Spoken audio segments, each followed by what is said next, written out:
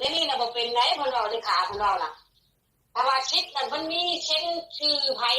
มอบให้ไผ่เวลาชื่อเวลาขายหรือว่าเวลาเรื่องเหตุการณ์น่ะให้ไผ่คนเราอืมแล้วคนจะพูดจักเดียวดิแล้วแม่ก็คือมันเป็นไปว่าแม่ก็จะให้เป็นไปตามนั้นเลยแต่ให้เพิ่นรู้อ๋อว่าเมื่อวานนี้มันยังบ่ชัดเจนแม่นบ่แม่บ่ชัดเจนบ่เมื่อวานนี้ในเรื่องการไผอยู่ไผไปเนาะแต่ว่านี่นะโดยจักทีนก็ว่าแต่ว่าให้น้องไล่ขึ้นพุ่นแล้วก็เมียน่ะบัดนี้ใน2คนเขามันบ่อยากจากกันเด้บ่จิต2คนไผก็ป้ากับน้องไผ่เขาน่ะเขาบ่ได้อยากจากกันเดียวนี้น่ะนี่เนาะนี่เนาะ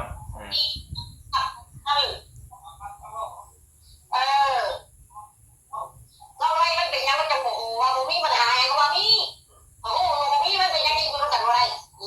อันเรื่องอยู่นั่นน่ะอยู่จะเข้าแต่พุ่นเขาพอใจ2คนเขาฉากเป็นเขาว่าน้อยยาวนั้นเขาก็ถึงต้องคงกันแต่พอเตรียมเขาก็บ่ได้ช้าแล้วว่าคุณยังจะมีคนบอกมานี่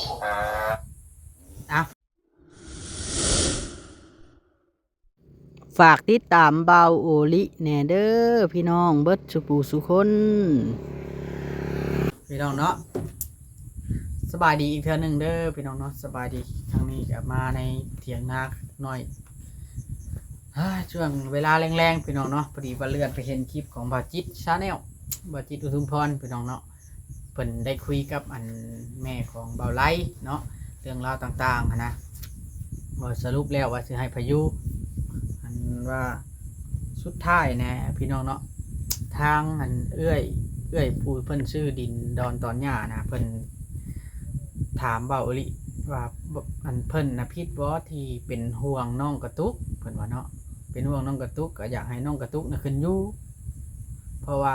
น้องกระตุกกำลังท้องกำลังใส่อยู่เพราะว่าการที่น้องกระตุกขึ้นอยู่นะ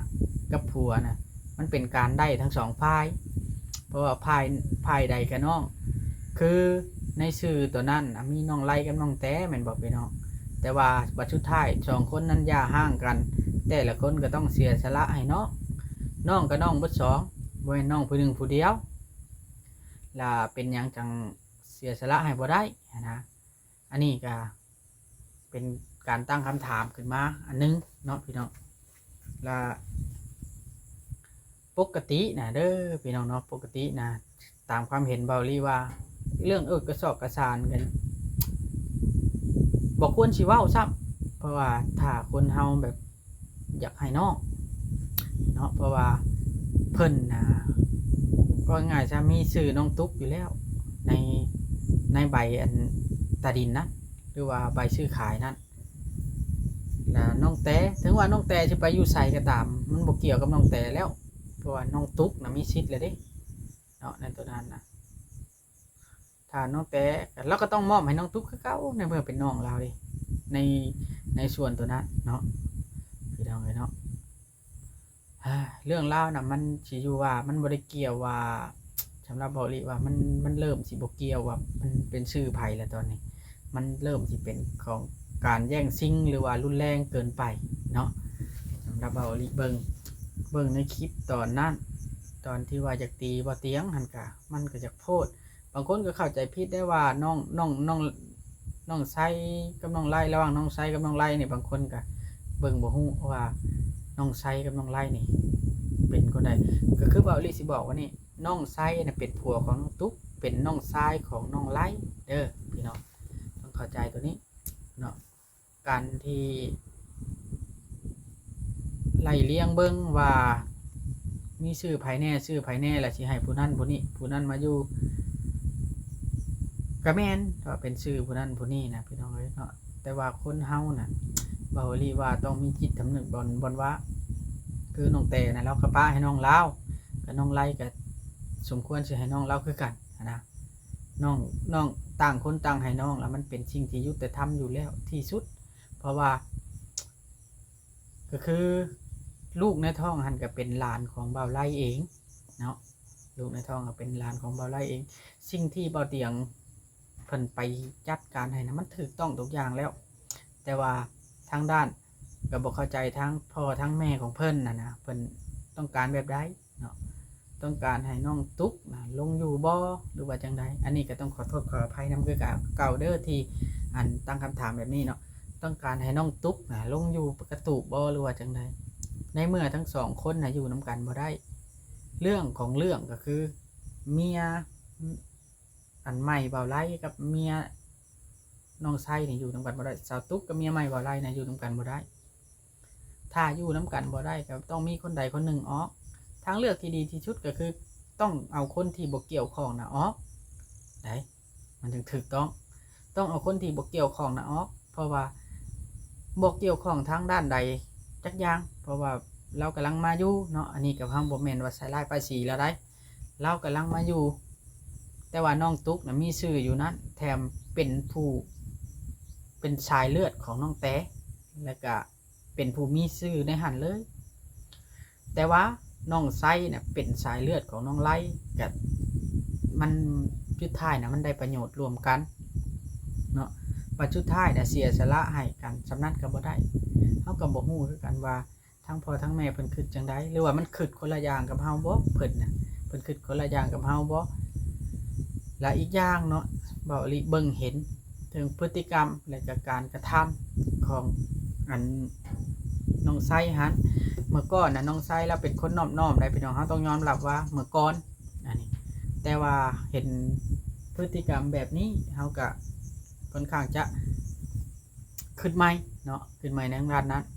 เบิ่งใหม่ถือว่าเขาเบิ่งผิดไปเพราะว่าเห็นอยากตีฮอดเบาเตียงทั้งที่เราเป็นผู้ไปซอยว่าเอ้ยบุญนะสร้างปัญหาเข้าไปแล้วสร้างปัญหาตามเบาลี่เบิ่งนำเบิ่งคลิปเด้อเอ้ยบุญเราไม่ได้เข้าไปสร้างปัญหาเราเข้าไปเคลียร์แต่ว่าเบิ่งแต่ละคลิปแต่ละอย่างเลยทางครอบครัวเพิ่นเองนะว้าวบ่ได้ว้าวแบบหันหลังใส่เลยนะว้าวแบบบ่อยากฟังก็คือแต่ละคลิปนะเฮาเบิ่งแล้วว้าวนะเพิ่นว้าวบ่อยากฟังว้าวจากอันใช้สิทธิ์อำนาจก็ว่าได้แบบว่าเพิ่นนะแม่นอยู่ว่าอิงใช้อยู่น้ำกันจะตั้งแต่ละคนนะเพิ่นก็อยู่น้ำกันจะตั้งทุกคนเนาะอยู่กับการจะตั้งและกับความถูกต้องเนาะพี่น้องแต่ละอย่างนะก็คือมันถามถึงจิตสำนึกได้ข้อนี้เรื่องนี้มันจิตสำนึกกับบ่ฮู้ว่าเป็นยังทางถ้าพ่อของเบาไล่ฮันกับถ้าแม่ของเบาไล่ฮันนะเป็นอย่างจังเถียงแล้วก็อยากให้น้องไล่ขึ้นอยู่กับเมียใหม่แล้วบ่ฮู้ตัวนี้เนาะทั้งที่คนทั้งโลกหรือว่าอย่างนะฮู้อยู่แล้วว่าน้องตุ๊กน่ะแล้วบ่กล้าเว้าหยังแล้วก็ว่าเต็มใจลงอยู่เองแล้วก็ว่าเต็มใจลงอยู่เองในเมื่อเราเด็กน้อยเนาะพี่น้องฮะคันเว้าไปแล้วก็ย่านนั่นแหละบ่ย่านทั้งใดก็ทั้งนึงอาจสิมีคำที่หุนแฮงบ่หรือว่าจังใดเฮาก็บ่จักแต่ว่าเราต้องย่านเราจังขึ้นอยู่ได้ในเมื่อบางคลิปนำเบิ่งโลดบางคลิปนี่เราว่าเฮาอยู่บ่ได้บางเทื่อก็ลูกเพิ่นให้เพิ่นตีลูกยามกลางค่ำกลางคืนแล้วเพิ่นให้แล้วเฮาก็อยู่บ่ได้เฮาบ่ได้นอนเฮาบ่ได้รับได้นอนก็ต้องหาแม่นบ่ก็หาทางออกบัดทั้งไอ้เตียงเพิ่นหาทางออกก็มีแต่ว่าให้ผู้ที่บ่เกี่ยวข้องน่ะออกแม่นบ่ถ้าเบาไล่เรามักเมียแล้วก็ต้องออกไปอยู่กับเมียแล้วอยู่ประตูก็ได้อยู่กระตุกข้างๆกันทันก็ได้หรือว่าไปอยู่เฮือนเมียก็ได้ถ้าสมมุติว่าบ่อยากคือว่าทางเพิ่นน่ะบ่อยากจากกันว่าซั่นซะอยากอยู่ใกล้กันนะก็พาเมียน่ะออกอยู่กระตูบบุกกระตูบไม่อยู่นะบ่จำเป็นที่ต้องไปว่าเขาอยู่บ่ได้ก็บ่อยู่เขาอยู่ได้ก็อยู่มันบ่สมควรสิเว้าแบบนั้นมันสิบ่ควรสิเป็นนั้นในเมื่อแต่ละคนก็เป็นน้องเบิดทุกคนคือข่อยได้ยินเว้าไล่แล้วเว้าในคลิปของไอ้เตียงเนาะว่าบ่แม่นเฮาบ่ให้อยู่แล้วเนาะเขาบ่อยากอยู่เองเขาอยู่บ่ได้เองเรื่องราวมันก็แม่นว่าเขานำบ่ได้เจ้านำบ่ได้ไล่เขาแต่บางอย่างบางสิ่งมีหยังสิ่งที่เขาต้องอยู่บ่ได้คนเฮาถ้าอยู่กันแบบเป็นมิตรสหายเป็นมิตรภาพต่อกันนะเป็นไปบ่ได้ที่อยู่บ่ได้ ถ้าอยู่ถึกกันได้บ่รีบ่โลดเนาะสิ่งที่เบาเตียงเข้าไปนะที่ไอ้เตียงเข้าไปนะเล่าเฮ็ดดีที่สุดแล้วในจุดนั้นในการเป็นสะพานบุญของเราในการเป็นสะพานบุญของเราฮันเราไปเคลียร์นะมันสุดแล้วนะฮะสุดบอนใดแล้วเชียงเข้าไปเคลียร์นะเชียงหมู่ซังเพราะฉะนั้นหมู่บ่ซังเราก็เข้าไปก็จนหมู่ซังเราแบบนั้นแหละพี่น้องทั้งที่เราก็อยากให้ถือกันชื่อบัดสุดท้ายแล้วกับบุคคลกับเบิ่งเราเป็นคนผิดที่จริงเราไม่ได้ผิดอย่างเราอยากให้ถือกันเท่านั้นเนาะบ่มีไผดอกพี่น้องอยากไปนั่งเว้ากับการจัดตั้งเว้าเคลียร์กับการจัดตั้งอย่างชั้นอย่างที่เนี่ยคนเฮาถ้าหลีกได้นะมันหลีกผู้คนแต่ว่าย้อนความอยากให้ถือใจกันย้อนอยากให้ถือกันอยากได้ความถูกต้องทั้งเอื้อยผู้เพิ่นชื่อดินให้นะเพิ่นแชทมาหาบาโอลิว่าเอื้อยเพิ่นน่ะอยากได้ความถูกต้องอยากได้สิ่งที่สมบูรณ์แบบบ่แม่นว่าเอื้อยเพิ่นจุกจี้ใดแต่ว่าเพิ่นต้องการความถูกต้องทวงความยุติธรรมให้เด็กน้อยนะมันบ่กล้าเว้าหยังก็คือแม่นความเพิ่นพี่น้องเด็กน้อยนะมันบ่กล้าเว้าหยังได้อายุ12 13บ่ทันได้บรรลุนิติภาวะคนเฮาน่ะเด้อพี่น้องเนาะเฮียนหรือว่าบ่เฮียนก็ตามคันอายุถึงเกษียณ18 19 20แล้วนี่แนวใดก็มีความคิดความอ่านแนวใดก็มีการตัดสินใจคนน่ะพี่น้องเนาะถ้าเป็นต่างประเทศเนาะอันทางกระทรวงพัฒนาสังคมเพิ่นลงแล้วปานนี้เรื่องแบบว่าในเมื่อว่าเป็นไว้นี่พี่น้องเนาะในเมื่อเอาบอกง่ายๆเขาไปอาศัยอยู่เนาะเขาไปเอาไปอาศัยอยู่ในฮั่นแล้วผัดไปหักไปแพงเขาเอาเขาเป็นเมียทั้งที่ตัวเองเป็นคนใหญ่แล้วนะแมนยูรวมความเต็มใจทั้งสองพายแต่ว่ามันได้ว่าในด้านอันเด็กน้อยกับผู้ใหญ่นะมันบ่ถือได้พี่น้องเอ้ยเนาะถ้าว่าทางด้านนี้มีอย่างอารมณ์อรวยก็ฮิบอารมณ์อรวยจังหน่อยงานเขาก็เก่าได้มันเข่าบทของกฎหมายประชุดท้ายนะก็อยากให้ฝากตัวนี้คือไปถึงทางด้านครอบครัวของเพิ่นนำอันนี้เฮาก็บ่ได้ก้าวไก่เรื่องของเพิ่นมันเป็นการแสดงความคิดเห็นว่าเฮาก็ได้ติดตามครอบครัวนี่ก็มาโดนแล้วเนาะตั้งแต่สมัยเฮาไปกับเบาแอกับหมู่เบาลินี่แหละพี่น้องเบาแอใช้บุรีเนาะตอนนั้นไปซื้อรถนะเฮาเป็นคนพาเขาไปซื้อรถจักรมือสองคันนึงเนาะในตอนนั้นน่ะเฮากับเบาแอไปซื้อมาให้ตอนนั้นเฮาจื้อได้ดีเนาะอันนี้ก็ได้ต้องเข้าใจได้ตัวนี้เฮาก็ต้องแสดงความคิดเห็นในฐานะที่เฮาเป็นคนเข้าไปถ่ายเป็นก็ต้องได้แสดงความคิดเห็นแน่คือเฮาก็ต้องอันนี้ก็ฝากไว้นำหมู่ครูหรือว่ายูทูบเบอร์แต่ละคนเวลาเฮาไปใช้ก็ตามเนาะเฮาก็เบิ่งแม่อย่าพยายามอย่าเสี่ยงชีวิตหลายเด้อเนาะเป็นห่วงเจ้าแหละบางเทื่อคนเฮาฮู้หน้าบ่ฮู้ใจเด้เทื่อเขามีอาวุธอิหยังขึ้นมาน่ะมันบ่คุ้มเสียได้บ่คุ้มเสียล่ะแม่นอยู่เฮาอยากให้เขาถือกันแต่ว่าเขานำบ่ได้เข้าใจเฮาเขาคิดว่าเฮาเนี่ยอยากไปจุ้นจ้านชีวิตเขาว่าซั่นซะเนาะบัดสุดท้ายมาแล้วนะเฮาเองแหละเป็นคนผิดบ่ได้คนผิดบ่ถูกใจเขาซื่อถึงมันบ่ถูกใจเขาซื่อได้เนาะก็นี่เรื่องนี้นะเบาลิเชื่อเลยเด้อว่าการที่คนที่เฮาช่วยเหลื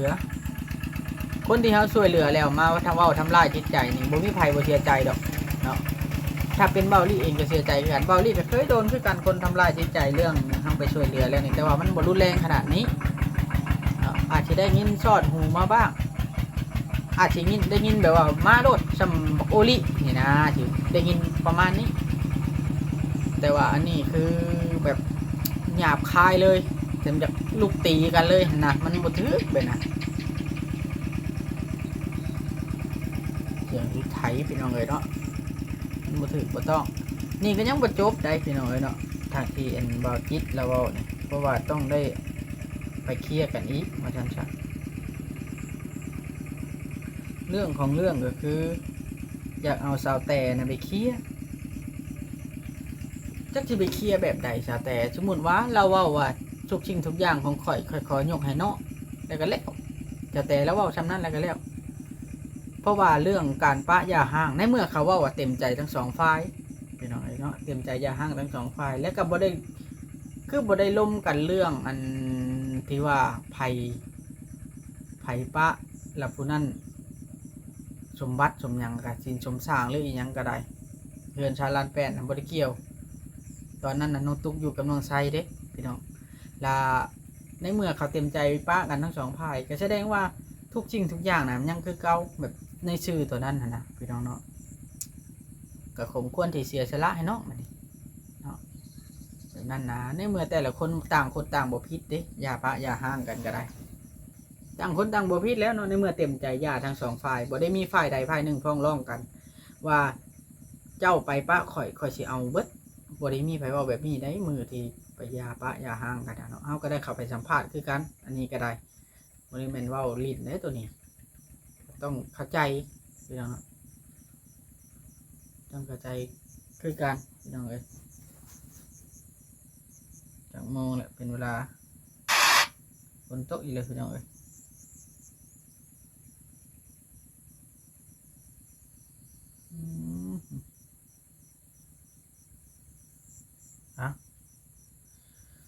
นี่ก็เป็นแสดงความคิดเห็นเด้อพี่น้องเนาะจะไป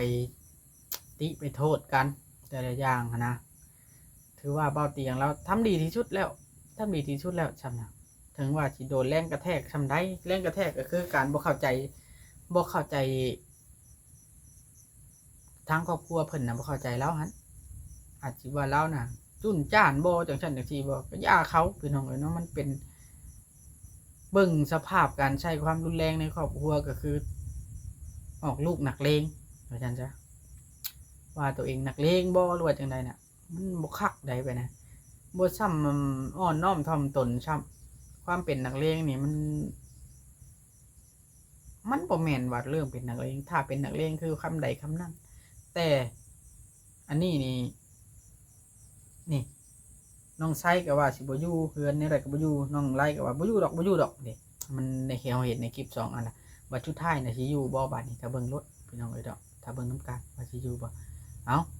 นี่ล่ะพี่น้องเนาะจังได๋ก็เป็นกำลังใจให้เด้อเพิ่นสุผู้สุคนต่อสู้กับปัญหาและก็เรื่องราวต่างๆนี่นะบางเทื่อมันก็ลำบากแน่ล่ะมันคนเฮาน่ะฮู้หน้าฮู้ใจให้ระวังตัวไว้ไปทางใดก็ได้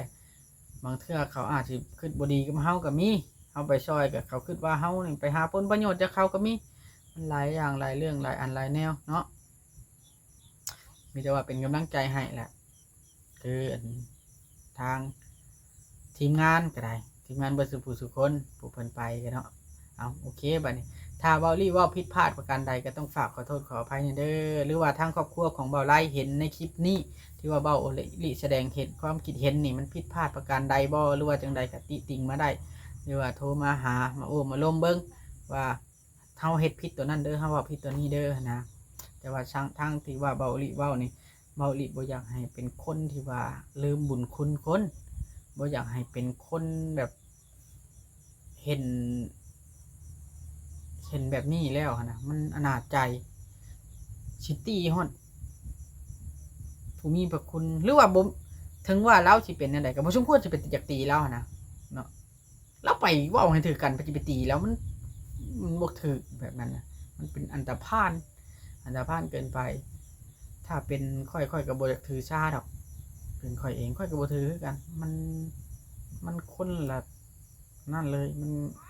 มันเฮาสิเอาไปนั่นกันมันบ่ได้ไปนะพี่น้องเนาะโอเคพี่น้องบัดนี้เนาะสำหรับคลิปนี้บ่ลิสิขอตัวก่อนจังได๋ก็ผิดพลาดประการใดก็ขอโทษขออภัยไว้ณที่นี้ด้วยสบายดีเด้อพี่น้อง